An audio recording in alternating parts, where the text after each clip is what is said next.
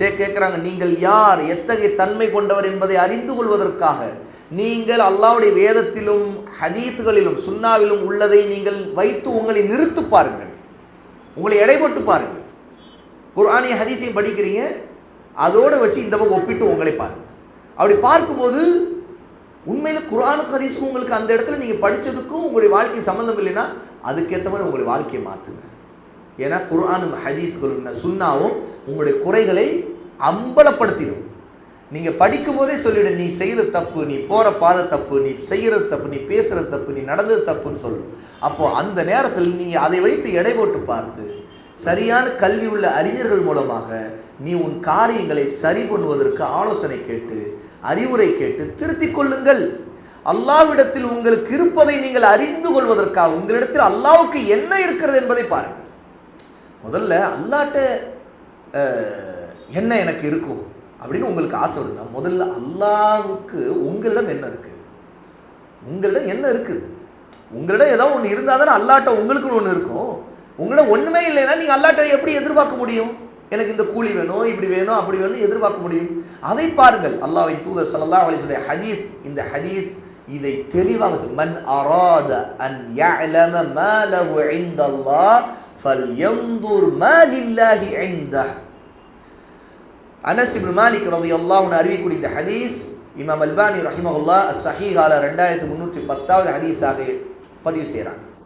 அல்லாஹ்விடத்தில் தனக்கு என்ன இருக்கின்றது என்பதை அறிந்து கொள்ள நாடுபவர், எனக்கு அல்லாஹ்ட்ட என்ன இருக்குது, எனக்கு சொர்க்கத்தில் அது கிடைக்குமா, இது கிடைக்குமா, எனக்கு அல்லாஹ்ட்ட என்ன இருக்குது, இதை நாடக்கூடிய இந்த இராதாவோடு அல்லாஹ்விட இருக்கிறவர் தன்னிடத்தில் அல்லாஹ்வுக்கு என்ன இருக்கிறது என்பதை கவனிக்கணும். முதல்ல என்கிட்ட என்ன இருக்குது, அல்லாஹ்ட்ட எனக்கு என்ன இருக்குங்கிறத பார்க்குறோம்னு முதல்ல என்னிடம் என்ன இருக்குது, அல்லாஹ்வுக்கு பிடிச்ச நல்ல பண்பு இருக்குதா, நல்ல குணம் இருக்குதா, நல்ல தொழுகை இருக்குதா,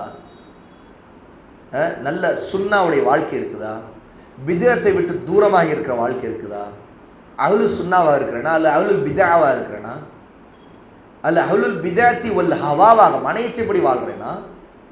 அஹ்லு சுன்னாவாக இருந்தால் நான் அல்லாஹ்வுக்கு என்னிடம் இருக்குது. ஏன்னா சுன்னாவு தான் அல்லாஹ்வுக்கு பிடிச்சமானது. அப்படின்னா அல்லாஹ்விடம் பிடிச்சமான ஒன்று என்னிடம் இருக்குது. அதுக்கு மாறாக இருந்தேன் என்றால் நான் பாவத்தில் இருப்பேன், அல்லாஹ்வுக்கு அது பிடிக்காது. அப்போ என்னிடம் இருக்கிறது அல்லாஹ்வுக்கு பிடிக்காதுன்னா எனக்கு பிடிச்சது அல்லாஹ்ட்ட இருக்குன்னு நான் எப்படி எதிர்பார்க்க முடியும்? உண்மையிலேயே என்னிடம் இருப்பது அல்லாஹ்வுக்கு பிடிக்கவில்லை என்றால் அல்லாஹ் என்னை தண்டிக்கலாம், இதுதான் நடக்கும். அல்லது மன்னிக்கலாம். ஆனால் மன்னிக்கவும் நான் அந்த அளவுக்கு ஈமான் உள்ளவனாக இருக்கணும், மன்னிக்க தகுதி உள்ளவனாக இருக்கணும். என்கிட்ட ஷிர்க்கும் குஃபுரும் வந்து அல்லாஹ் நாளைக்கு எப்படி என்னை மன்னிப்பான்? மன்னிக்க மாட்டானே. அப்போ இந்த மாதிரி ஒரு நினைப்பு நமக்கு வர வேண்டும். ஆகவே ரசூலுல்லாஹி ஸல்லல்லாஹு அலைஹி வஸல்லம் இந்த ஹதீஸ்ல மன் அராத அன் யஅலம மா லஹு இன்தல்லாஹ், அல்லாஹ்விடம் தனக்கு என்ன இருக்கின்றது என்பதை அறிய நாடுபவர் ஃபல்யன்துர், அவர் முதலில் கவனிக்கட்டும், பார்க்கட்டும், மா லில்லாஹி இன்தஹு, தன்னிடம் அல்லாஹ்வுக்கு என்ன இருக்கிறது என்பதை பார்க்கட்டும். தன்னிடம் என்ன இருக்குன்னு பார்க்கட்டும். அதை விட்டுட்டு தன்னிடம் இருக்கிறத பார்க்கவே இல்லை, அல்லாஹ்ட்ட எனக்கு என்ன இருக்குன்னு கேட்குறது என்ன அர்த்தம்?